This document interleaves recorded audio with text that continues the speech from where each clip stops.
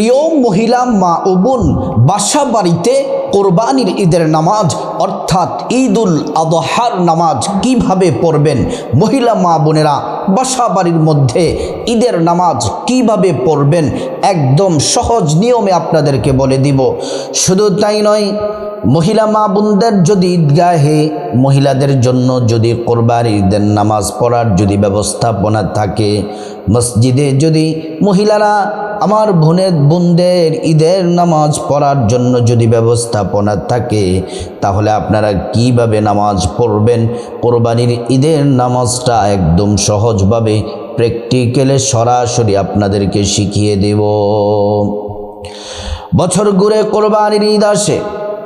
কোরবানি এর অর্থ হলো ত্যাগ।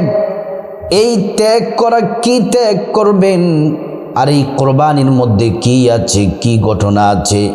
এই কোরবানি আমরা করতেছি, এই কোরবানি শুধুমাত্র আমাদের নবীজির সময় থেকে নয়। এই কোরবানি হজরতে ইব্রাহিম আলাইহিস সালামের সুন্নাহ। হজরতে ইব্রাহিম আলাইহিস সালাম, নবী পয়গম্বর ইব্রাহিম, তিনি কোরবানি করেছিলেন। আল্লাহ তাআলা এই কোরবানিটা এতটাই কবুল করেছিলেন, আল্লাহ রাব্বুল আলামিন সেই কোরবানির কথা কোরআনের মধ্যে বলে দিয়েছেন। এই কোরবানি ইব্রাহিম আলাইহিস সালামের আগ থেকে শুরু। হযরতে আদম আলাইহিস সালাম পৃথিবীর সর্বপ্রথম মানুষ। তিনি ওনার দুইজন সন্তান হাবিল কাবিল, তখন থেকেই কোরবানি শুরু হয়েছে। যুগে যুগে নবীরা কোরবানি করেছেন, মুসলমানরা কোরবানি করার জন্য আল্লাহ তাআলা বিধান দিয়েছেন। এই কোরবানিটা কি? ইব্রাহিম আলাইহিস সালামের সুন্নাহ। নবীজিকে প্রশ্ন করা হলো, ইয়া রাসূলুল্লাহ, কোরবানি কি? কেন কোরবানিটা করব? নবীজি সাল্লাল্লাহু আলাইহি ওয়াসাল্লাম জবাব দিলেন, কোরবানি হলো ইব্রাহিম আলাইহিস সালামের সুন্নাহ। এই কোরবানি হযরত ইব্রাহিম আলাইহিস সালাম কিভাবে কোরবানি করেছিলেন, কোরআনের মধ্যে আল্লাহ তাআলা সুন্দরভাবে সূরাতুস সাফফাতের 102 নম্বর আয়াত থেকে 107 নম্বর আয়াত পর্যন্ত আল্লাহ তাআলা বর্ণনা করেছেন। প্রিয় মা বোনেরা আমার, কোরবানির নামাজটা কিভাবে পড়বেন? সরাসরি প্র্যাকটিক্যাল, নিয়ত আরবি, বাংলা এবং অতিরিক্ত 6টা তাকবীর, তারপর 2 রাকাত ঈদুল আদহা কোরবানিদের নামাজ পড়ে, তারপর কি কি আমল করবেন, কি কি দোয়া পড়বেন, তারপর মুনাজাত কিভাবে করবেন, সহজ করে সুন্দরভাবে আপনাদেরকে জানিয়ে দেব। তার আগে কোরবানিটা কি সংক্ষিপ্তভাবে আপনাদেরকে বুঝতে হবে, জানতে হবে। এই কোরবানি সম্পর্কে আল্লাহ কোরআনে কি বলেছেন? আল্লাহ রাব্বুল আলামিন বললেন, ফাসাল্লি লিরাব্বিকা ওয়ানহার, তোমরা নামাজ পড়ো, কোরবানি করো। আল্লাহ তাআলা কোরবানির নির্দেশ কোরআনের মধ্যে দিয়েছিলেন। আসুন আমরা ইব্রাহিম আলাইহিস সালাম কিভাবে কোরবানি করেছিলেন, আর এটা ইব্রাহিম আলাইহিস সালামের সুন্নাহ কিভাবে হয়েছিল আমরা জেনে নিই। আল্লাহ রাব্বুল আলামিন ইব্রাহিম আলাইহিস সালামকে বললেন, ফালাম্মা বালাগা মাআহুস সায়া ক্বালা ইয়া বুনাইয়া ইন্নী আরা ফিল মানামি আন্নী আযবাহুকা ফানজুর মাযা তারা ক্বালা ইয়া আবাতি ফাআল মা তু'মার সাতাজিদুনি ইনশাআল্লাহু মিনাস সাবিরিন। আল্লাহ তাআলা ইব্রাহিম আলাইহিস সালামকে স্বপ্নে দেখালেন, ও ইব্রাহিম, তোমার প্রিয় বস্তুটাকে তুমি কোরবানি করো। ইব্রাহিম আলাইহিস সালাম 1 দিন, 2 দিন, 3 দিন দেখলেন। তিনি চিন্তা করতে লাগলেন, আমার প্রিয় বস্তুটা কি? তিনি চিন্তা করে তিনি বুঝতে পারলেন, আমার প্রিয় বস্তু হচ্ছে, প্রিয় জিনিস হচ্ছে, দুনিয়াতে সবচেয়ে দামি প্রিয় বস্তু হচ্ছে আমার সন্তান ইসমাইল। একটি মূলনীতি সব সময় মনে রাখবেন। মূলনীতি হলো নবীদের স্বপ্ন সত্য, নবীদের স্বপ্ন সত্য, নবীদের স্বপ্ন ওয়াহি, নবীদের স্বপ্ন ওয়াহি। হযরত ইব্রাহিম আলাইহিস সালাম এই স্বপ্ন দেখার পরে ওনার সন্তান ইসমাইল আলাইহিস সালাম যখন তিনি কাজ করার বয়সে উপনীত হলেন, কাজ করার বয়সে পরিণত হলেন, সে বয়সে ইব্রাহিম আলাইহিস সালাম একদিন বললেন, সন্তান চলো, ও সন্তান চলো। রাস্তায় দুইজন চলতেছে। হযরত ইব্রাহিম বললেন, সন্তান। فلما بلغ معه السعي قال يا بني إني أرى في المنام أني أذبحك فانظر ماذا ترى। সন্তান, আমি স্বপ্নে দেখেছি তোমাকে কুরবানি করার জন্য।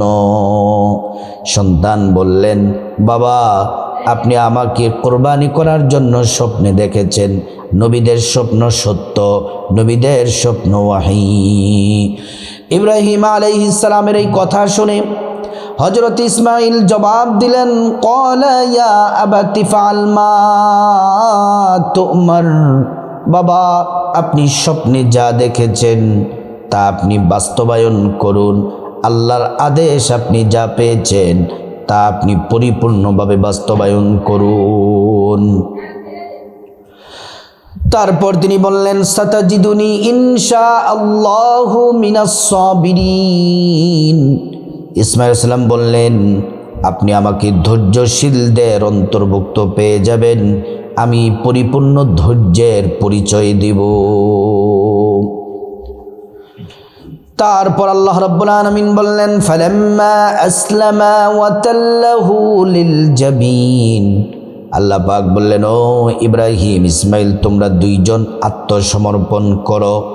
তারপর হযরত ইব্রাহিম আলাইহিস সালাম একটা ছুরি নিলেন, ছুরি নিয়ে ইসমাইল আলাইহিস সালামকে শোয়া দিলেন। তিনি যখন ইসমাইল আলাইহিস সালামের গলার মধ্যে যখন তিনি ছুরি চালাবেন, হযরত ইসমাইল আলাইহিস সালাম বললেন, বাবা, আমার হাতগুলা বেঁধে নেন, আমার পাটা বেঁধে নেন, আমার হাত পা বেঁধে নিন। কারণ যখন আপনি আমার গলার মধ্যে ছুরি চালাবেন, যদি আমার হাত পা বাঁধা না থাকার কারণে যদি কোনো অসঙ্গতি হয়ে যায়, অর্থাৎ আমি যদি জোর জবরদস্তি করে আল্লাহর হুকুম পালন করতে আমার যদি সামান্য ত্রুটি হয়ে যায়, যেন আমি সুন্দরভাবে আপনি যেন হুকুম পালন করতে পারেন, সেজন্য আমার হাত পা আপনি বেঁধে নেন। তারপর বললেন, যখন হাত পা বেঁধে ফেলা হলো, এবার যখন ছুরি চালাবেন, সন্তান রেখে বলে, বাবা, আমার চোখটা বেঁধে নেন, আপনার চোখটাও কাপড় দিয়ে বেঁধে নেন। কারণ বাবা সন্তানের চোখ যখন পড়ে যাবে, মহাব্বত হতে পারে, ভালোবাসার সৃষ্টি হতে পারে, আল্লাহর হুকুম সঠিকভাবে পালন না হতে পারে। সেজন্য আপনি আমার চোখটা বেঁধে দেন। চোখ বেঁধে নিলেন, বাবা চোখ বেঁধে নিলেন, সন্তানের চোখ বেঁধে দিলেন। তারপরে তিনি ওয়াতাল্লাহু লিল জাবিন, গলার মধ্যে যখন ছুরি চালাবেন, তিনি তো আল্লাহর নামের তাকবীর দিয়ে গলার মধ্যে ছুরি চালাচ্ছেন। আল্লাহ পাক ডেকে বললেন, জিবরাইল, যাও যাও, জান্নাত থেকে দুম্বাটা নিয়ে আসো। ইসমাইলকে সরায়া ইসমাইলের জায়গার মধ্যে দুম্বাটা দিয়ে দাও। এবার জবাই হয়ে গেল। চোখ খুলে দেখলেন, ইব্রাহিম আলাইহিস সালাম চোখ খুলে দেখলেন যে ইসমাইল জবাই হয় নাই, জবাই হয়েছে দুম্বা। আল্লাহ রাব্বুল আলামিন বলেন, ওয়ানাদাইনাহু আইয়া ইব্রাহিম ক্বাদ সাদ্দাকতার রুইয়া ইন্না কাযালিকা নাজজিল মুহসিনিন। আল্লাহ রাব্বুল আলামিন হযরতে ইব্রাহিম আলাইহিস সালামকে ডেকে বললেন, ও ইব্রাহিম, তুমি স্বপ্নে যা দেখেছ তা তুমি বাস্তবায়ন করেছ, সত্যায়ন করেছ, আল্লাহর হুকুম পরিপূর্ণভাবে পালন করেছ। ইন্না কাযালিকা নাজজিল মুহসিনিন। আর বলেন আল্লাহ তাআলা যুগে যুগে মুমিনদেরকে এমনভাবে বারবার আল্লাহ পরীক্ষা করেন। সংক্ষিপ্ত সময়ে কোরবানির ঘটনাটা কোরআন থেকে আপনাদেরকে বলে দিলাম। এবার আসুন মহিলা মা বোনেরা, কোরবানির ঈদের নামাজ কিভাবে পড়বেন। কোরবানির ঈদের নামাজ পড়ার আগে আপনাকে ঈদের দিন সকালবেলা কিছু কাজ আছে। 1 নম্বর কাজ হলো ঈদের দিন সকালবেলা ফজরের নামাজ পড়া লাগবে। ফজরের নামাজ পড়ার পরে তারপর গোসল করে শরীরটা পবিত্র হওয়া লাগবে। পবিত্র সুন্দর জামা কাপড় পরবেন, পরে আপনি সুন্দর করে কিন্তু অজুটা করা লাগবে। অজু ছাড়া নামাজ হয় না, অজু ছাড়া নামাজ হয় না। অজুটা নবীর তরিকা মতো করবেন। অজু করা শুরুতে পড়ে নেবেন বিসমিল্লাহির রহমানির রহিম। অজুটা যদি সুন্দর করে করেন, আল্লাহ রাব্বুল আলামিন 2টি পুরস্কার দিবেন। 1 নাম্বার পুরস্কার হলো অজুর পানির সাথে গুনাহগুলা সব ঝরে ঝরে পড়ে যায়। 2 নাম্বার, হাসরের ময়দানে অজুর অঙ্গ প্রত্যঙ্গগুলার মধ্যে আল্লাহ পাক নূর দিয়ে দিবেন, নূরে চমকাতে থাকবে। পেয়ারা নবীজি সাল্লাল্লাহু আলাইহি ওয়াসাল্লাম আমাদেরকে দেখেই চিনে ফেলবেন, আল্লাহর কাছে নিয়ে যাবেন, সুপারিশ করে আল্লাহর জান্নাতে পৌঁছে দিবেন। সুবহানাল্লাহ। প্রিয় মা বোনেরা আমার, ও সম্মানিতা মায়েরা, এই তারপর আপনারা অজুটা সুন্দর করে পবিত্র জামা কাপড় পরবেন।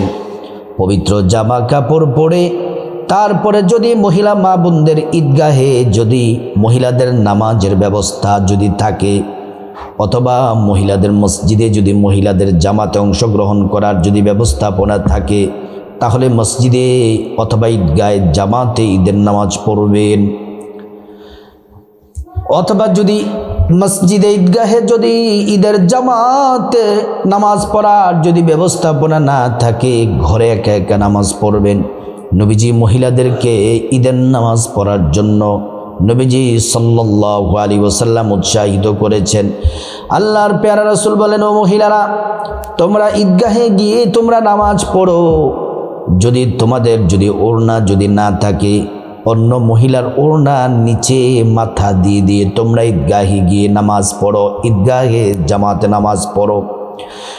যে সকল মা বোনদের পিরিয়ড চলে, নবীজি বলছেন এই হায়েজওয়ালা মহিলারা তারা ঈদগাহে যাবে, ঈদগাহের পার্শ্বে দাঁড়িয়ে থাকবে, দোয়া ইস্তিগফার পড়বে।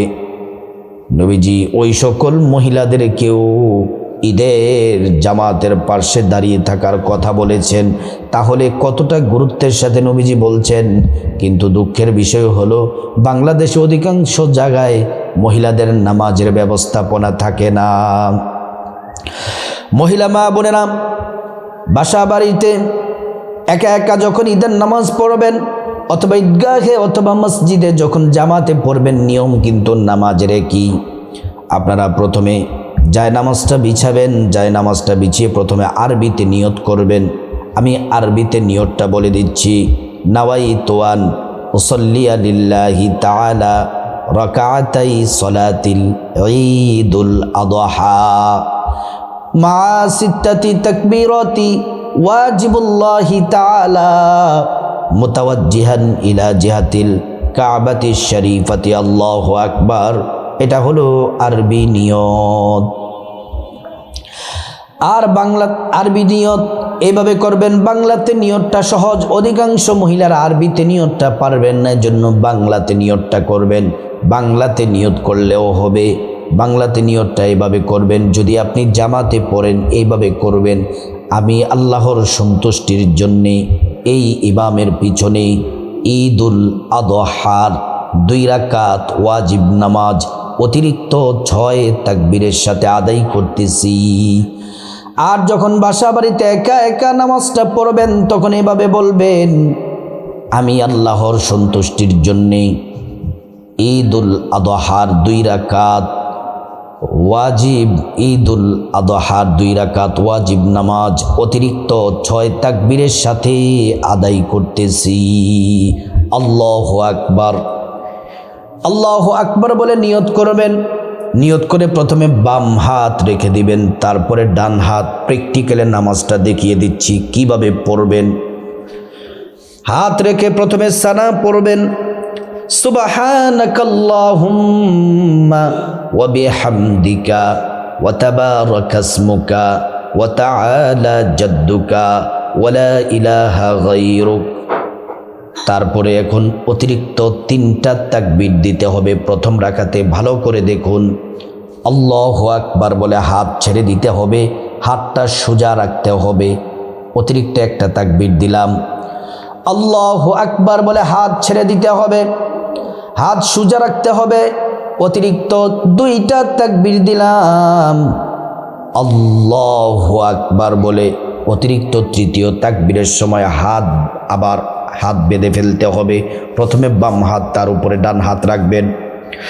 তারপর আউযু বিল্লাহি মিনাশ শাইতানির রাজিম, বিসমিল্লাহির রহমানির রহিম সূরা ফাতিহা পড়বেন।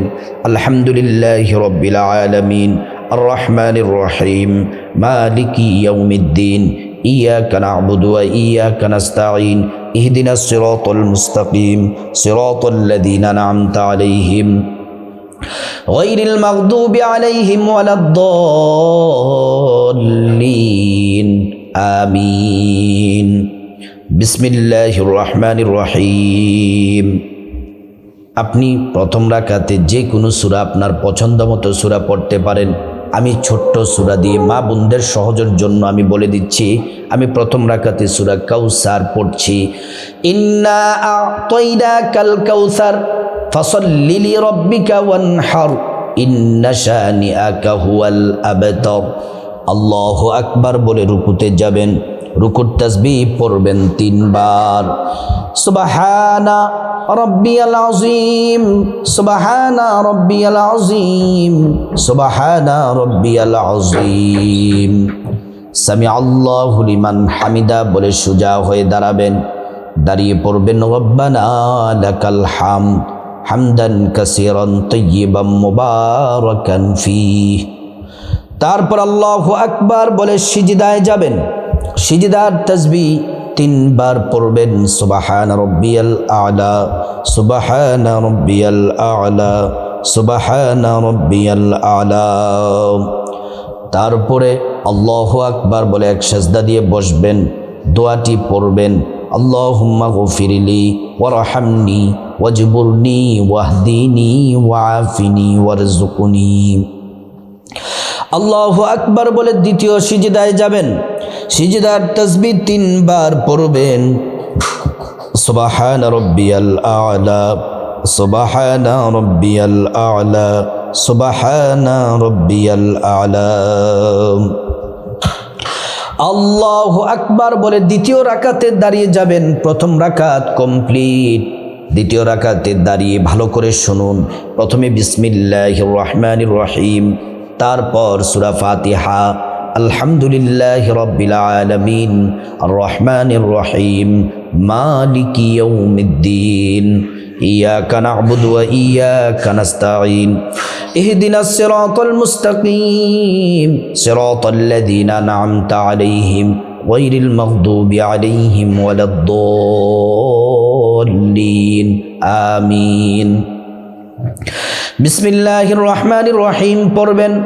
আমি সূরা ইখলাস পড়ব দ্বিতীয় রাকাতে। সূরা ইখলাস এখন পড়ব। আপনি সূরা ইখলাস পড়লেও পারেন অথবা আপনার পছন্দ মতো সূরা পড়লেও পারেন। কুল হুয়াল্লাহু আহাদ আল্লাহুস সামাদ লাম ইয়ালিদ ওয়া লাম ইউলাদ ওয়া লাম ইয়াকুল লাহু কুফুয়ান আহাদ। সূরা ইখলাস শেষ হলো। ভালো করে শুনুন। এবার রুকুতে যাওয়ার আগে অতিরিক্ত 3টা তাকবীর দিব। 3টা তাকবীর দিয়ে তারপর চতুর্থ তাকবীরের সময় রুকুতে যাব। ভালো করে দেখুন। আল্লাহু আকবার বলে হাত ছেড়ে দিব, সোজা করে রাখবো। অতিরিক্ত একটা তাকবীর দিলাম। আল্লাহু আকবার বলে হাত ছেড়ে দিব, সোজা করে রাখবো। দ্বিতীয় তাকবীর দিলাম অতিরিক্ত। আল্লাহু আকবার, হাত সোজা করে রাখলাম, অতিরিক্ত 3টা তাকবীর দিলাম। এবার হাত সোজা রাখা অবস্থায় চতুর্থ তাকবীর এখন দিব, দিয়ে রুকুতে চলে যাব। আল্লাহু আকবার বলে রুকুতে যাবেন। রুকুর তাসবিহ পড়বেন 3 বার। সুবহানা রাব্বিয়াল আযীম, সুবহানা রাব্বিয়াল আযীম, সুবহানা রাব্বিয়াল আযীম, সামিআ আল্লাহু লিমান হামিদা বলে সোজা হয়ে দাঁড়াবেন। দাঁড়িয়ে পড়বেন রব্বানা লাকাল হামদ হামদান কাসীরান তাইয়িবান মুবারাকান ফীহি। তারপরে আল্লাহু আকবার বলে সিজদায় যাবেন। সিজদার তাসবিহ 3 বার পড়বেন। সুবহান রাব্বিয়াল আলা, সুবহান রাব্বিয়াল আলা, সুবহান রাব্বিয়াল আলা। আল্লাহু আকবার বলে এক সিজদা দিয়ে বসবেন। দোয়াটি পড়বেন, আল্লাহুম্মা গফিরলি ওয়ারহামনি ওয়াজবুরনি ওয়াহদিনি ওয়াআফিনি ওয়ারযুকনি। তারপরে আল্লাহু আকবার বলে দ্বিতীয় সিজদায় যাবেন। সিজদার তাসবিহ পড়বেন 3 বার। সুবহানা রাব্বিয়াল আলা, সুবহানা রাব্বিয়াল আলা, সুবহানা রাব্বিয়াল আলা। আল্লাহু আকবার বলে বৈঠক দিবেন। বৈঠকে তাশাহুদ পড়বেন।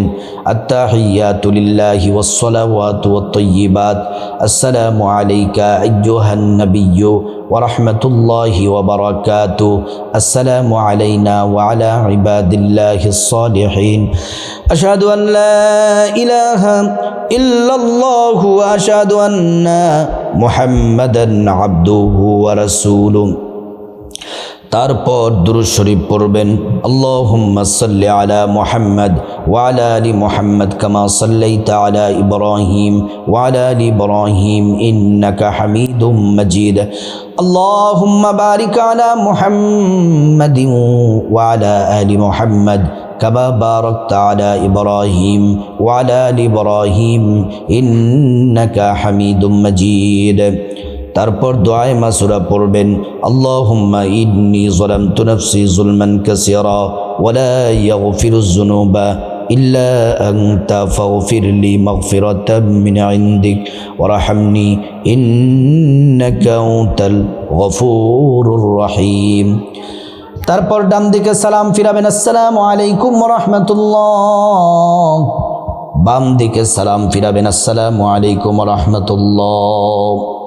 এইভাবে প্র্যাকটিক্যালে আপনাদেরকে দেখিয়ে দিলাম ঈদুল আযহার কোরবানির ঈদের 2 রাকাত নামাজ মা বোনেরা কীভাবে পড়বেন। মা বোনেরা যদি জামাত ঈদগাহে মসজিদে যদি ঈদের নামাজ পড়েন, জামাতে নামাজ শেষ করার পরে খুতবা শুনতে হবে। আর যদি বাসা বাড়িতে একা একা পড়েন, তাহলে আপনি নামাজ শেষ করার পরে একবার সূরা ফাতিহা পড়বেন, আলহামদুলিল্লাহি রাব্বিল আলামিন সূরাটি। তারপর 3 বার সূরা ইখলাস পড়বেন, কুল হুয়াল্লাহু আহাদ আল্লাহুস সামাদ লাম ইয়ালিদ ওয়া লাম ইউলাদ ওয়া লাম ইয়াকুল লাহু কুফুয়ান আহাদ। এই সূরাটি 3 বার পড়বেন।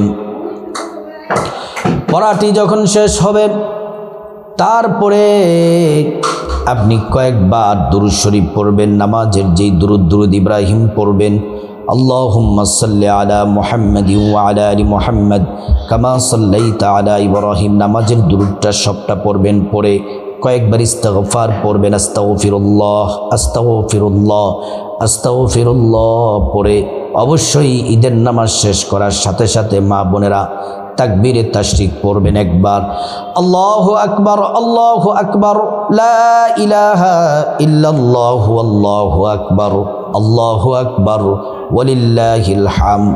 তারপর আল্লাহুম্মা আমিন বলে মুনাজাত দিবেন। মুনাজাতের শুরুতে আল্লাহ রাব্বুল আলামিনের একটি নাম 3 বার পড়বেন। নবীজি কসম করে বলেছেন, এই নাম পড়লে মুনাজাত কবুল হয়, দোয়া কবুল হয়। আল্লাহ তাআলা একটা দোয়াও ফিরিয়ে দিবেন না। দোয়াটি হলো ইয়া যাল জালালি ওয়াল ইকরাম।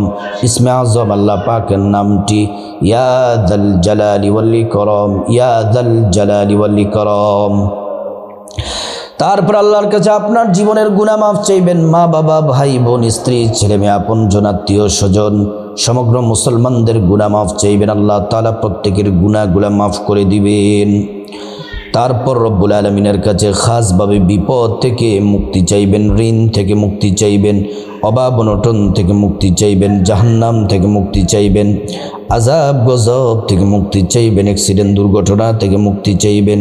আল্লাহ রব্বুল আলামিন প্রত্যেকটা দোয়া কবুল করবেন।